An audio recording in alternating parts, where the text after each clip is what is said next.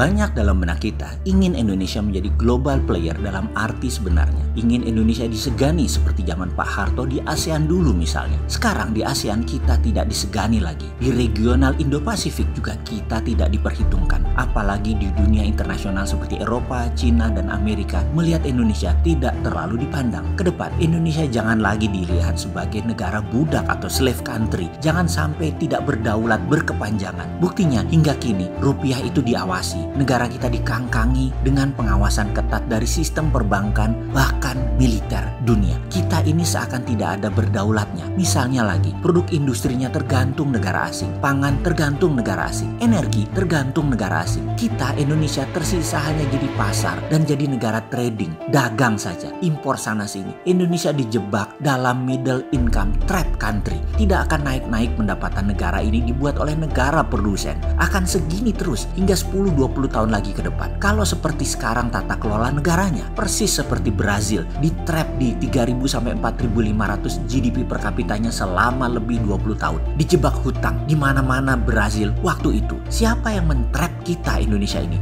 Siapa yang menjebak kita? Mengapa harus di-trap? Indonesia punya 270 juta populasi, punya sumber daya alam mineral, punya alam yang subur, pupuk vulkanik, matahari dan air, punya laut yang penuh berisi ikan. Sayangnya sekarang air lautnya tawar sehingga garam kita impor. Bayangkan kalau Indonesia GDP per kapitanya sama dengan Malaysia saja, sekitar 10 ribuan. Kekuatan keuangan kita adalah 3 triliun dolar, 3 kali lipat dari sekarang. Indonesia bisa bangun angkatan perang, bisa menjadi kekuatan yang menakutkan, dan itu tidak boleh. Kalau Singapura atau Monaco atau Hong Kong deh, mereka bisa diberikan GDP per kapita hingga 50 ribu dolar atau 15 kali dari Indonesia karena Singapura nggak bisa atau tidak mungkin bangun angkatan perang. Disinilah pentingnya pejabat Indonesia harus memahami geopolitik dunia. Indonesia harus tahu pemain dunia itu mau apa dengan Indonesia. Tak perlu bertanya langsung lah. Kayak kita nggak punya intelijen aja. Kita mau lihat contoh lagi. Cina misalnya. Cina tidak akan membuat Indonesia keluar dari GDP saat ini sekitar 3.900-an per kapitanya. Tambah 5 tahun lagi deh Cina di Indonesia secara gede-gedean. Nggak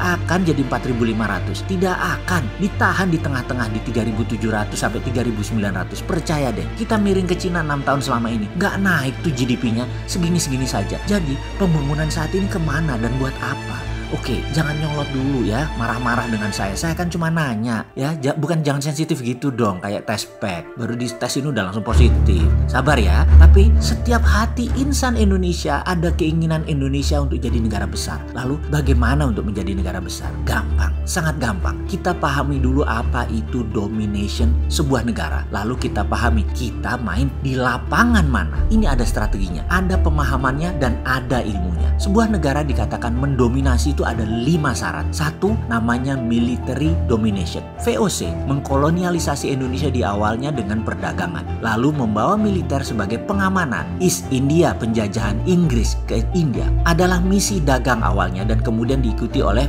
military occupation. Jadi hampir tidak mungkin membangun ekonomi tanpa backup keamanan dan pertahanan. Di zaman modern misalnya, Irak, Libya, Korea Utara, Iran membangun pertahanan militer yang sangat kuat sehingga sulit negara ini ditaklukkan oleh Amerika. Walaupun akhirnya Irak dan Libya rata tanah sekarang, Iran sekarang lagi ditarget. Korut sudah tak banyak berkutik dengan sakitnya Kim Jong-un saat ini. Di belahan bumi lain, Cina menekan Nepal. Cina perang dengan India di Kashmir saat ini. India menekan Myanmar. Semua dengan militeri karena satu home soilnya mereka adalah dekat. Jadi bisa lewat darat. Penting Cina menjaga bordernya tadi. Secara kalkulasi, untuk urusan military domination, Amerika masih nomor 1 di dunia. Military industrial kompleknya masih menyumbang devisa negara 25% ke Amerika. Lalu nomor 2 adalah currency domination. Dolar Amerika menjadi tabungan devisa 165 negara di dunia ini. Transaksi perdagangan dunia masih menggunakan dolar mungkin lebih dari 80%. Bahkan di Indonesia 90% lebih transaksi perdagangan internasional masih pakai dolar. Sistem perbankan Swift Code masih pakai jaringan Amerika. Mau transfer dolar dari BCA ke Bank Mandiri saja bisa wire-nya tuh lewat New York. Coba bayangkan. Hadirnya euro, coba tandingi dolar, tidak berhasil banyak. Dan sekarang yuan Cina mulai bertaring, misalnya di beberapa negara Afrika sudah pakai karena kena debt trap-nya Cina. Cina berusaha merebut permainan currency domination secara perlahan. Indonesia sedikit lagi masuk, syaratnya hampir terpenuhi, yaitu hutang lebih banyak lagi atau bisnis Cina diperbanyak lagi masuk Indonesia dengan Cina, sehingga terpaksa memakai yuan. Sudah di ujung terjadi hal ini, tapi syaratnya memang masuk dulu yuannya dengan berbagai proyek-proyek. Jadi kalau bicara currency domination, ujung-ujungnya Amerika masih numero uno, masih nomor 1. Kita bahas sebentar Indonesia. Rupiah bagaimana? Selama 7 presiden, rupiah terus tergerus ke bawah nilainya. Ada terdepresiasi, ada yang terdevaluasi. Intinya nilai melemah terus merendah, bahkan pernah ke 17.000 terendahnya. Kalau sekarang menguat karena hutang dolar masuk, tetapi nanti jatuh tempo ya melemah lagi rupiahnya. Jadi sebenarnya belum punya strategi penguatan nilai rupiah. Militer Indonesia bagaimana? Urusan perang bedil atau kombatan, ya sayang sekali senjata Indonesia itu terbatas, anggaran terbatas, proxy war nggak terlalu ngerti memakainya, hybrid war lebih parah lagi. Bingung apa itu hybrid war? Non kombatan lainnya Indonesia sudah kalah di mana-mana. Ideologi warfare-nya kalah, economic warfare nggak ada pertahanannya. Informational warfare sudah telanjang terbuka, nggak bisa ketahan lagi, semua mudah terbaca. Media warfare, walah ini lagi, sudah nggak bisa lagi mengendalikan karena cara kelola medianya adalah dengan menciptakan buzzer,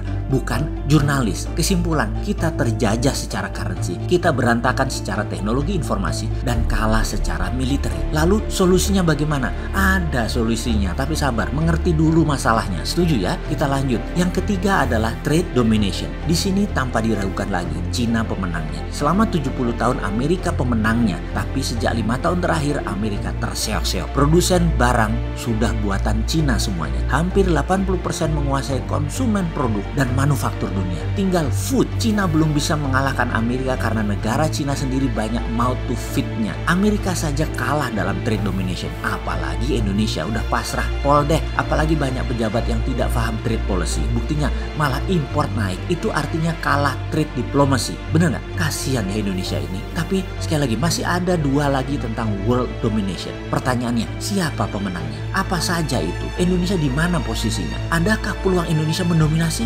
Ada.